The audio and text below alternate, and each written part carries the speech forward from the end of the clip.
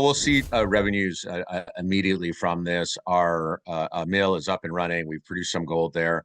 And this high grade ore, the basic numbers really are we've got consistent grade at a half ounce or better. Kind of doing all the math, losses for recovery, a little bit of dilution, kind of, 20% dilution, 20% recovery loss. Hello, you're watching Proactive. I'm joined by North Bay Resources CEO Jared Laserson. Jared, very good to speak with you. You've just completed initial test mining at Fran. What do the high-grade assay results tell you about the potential of the massive sulfide zone, and how confident are you in its scalability? Well, this project's been around a while. We've taken a new lens to it, both in terms of the resource, the broader resource, but specifically since we own the 100 ton per day Bishop Gold Mill, and we're looking for high grade feedstock at the surface oxide zone. So in Trench B and in Trench C, about 60 meters apart, there'd been up to multi-ounce assays. We knew it was a good area. When we were doing a little recon in June, we found massive sulfide rock outcrop between the trenches, so indicating continuity. We assumed it was there because similar ore in both trenches. But we just went in last month and began opening it up.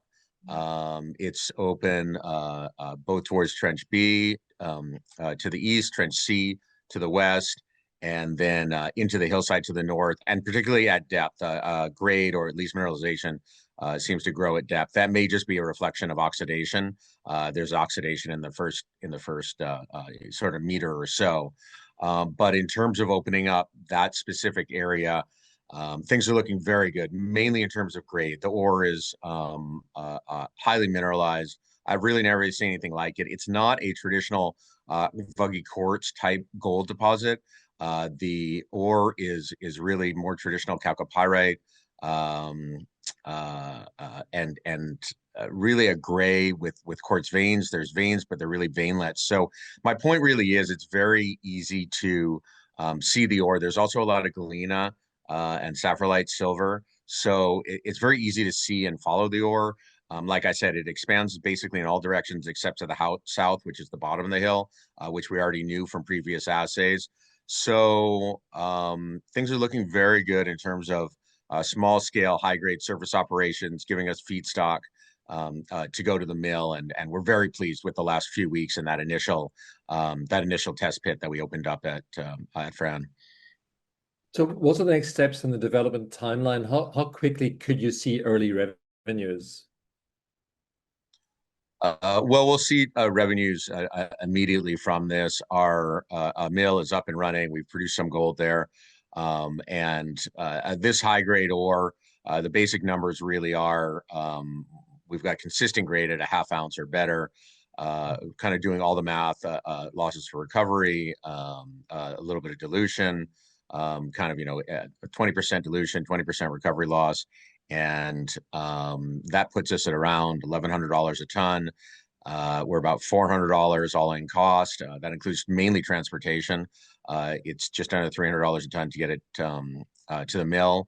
Our processing cost is actually mainly electricity and some labor, and mining is obviously mainly labor.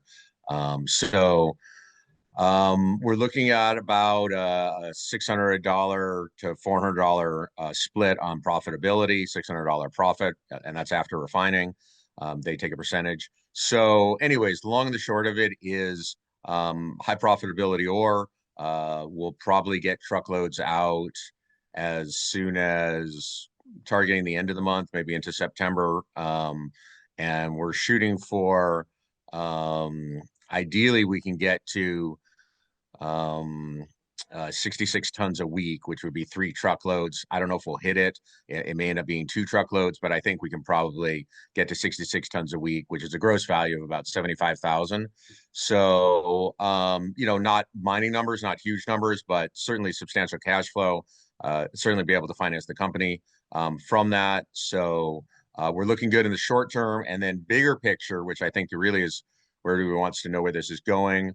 We'll move to a 10,000 ton test permit. That's almost a year's worth of mining because of the seasonality of it. That's almost a year's worth of mining. That'll get out a lot of the high grade. We're not sure how big it is, whether it's 10,000 tons, 100,000 tons, but the greater resource is very large. The core main zone is 20 million tons.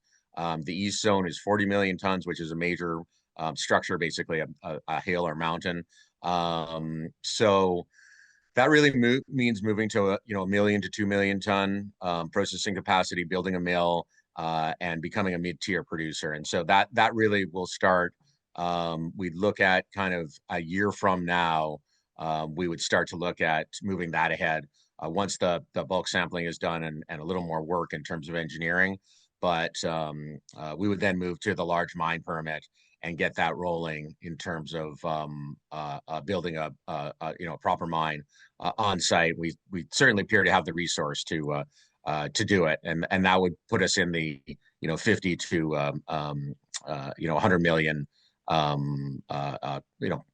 don't want to say profit range, but in theory profit. We don't have the hard numbers yet, but with the price of gold and costs from comparable mines nearby, the half-gram range is really what we would target on the mass tonnage. That's in the $60 a ton range. Costs at nearby Blackwater, largest new gold mine in North America, relatively close to us, are $9 a ton. So yeah, probably go down to as low as a third of a gram on the large mine. And like I said, we would look to make $50-100 million on a project like that, and be going for 10 or 20 years. But that's still on the drawing board, but we certainly have the resource to do it, and that's really in the 2-year plan to get the big mine up and going. For now, we'll focus on the high grade ore. It's really a dual path, as you can see, and it's very nice to have obviously the high grade ore to mine and give us that initial cash flow, so we're not really stuck in endless dilution, which is obviously the death knell of many exploration companies. Jared, I hope you'll continue to keep us updated with your progress. Thank you very much for speaking with us today. Thank you.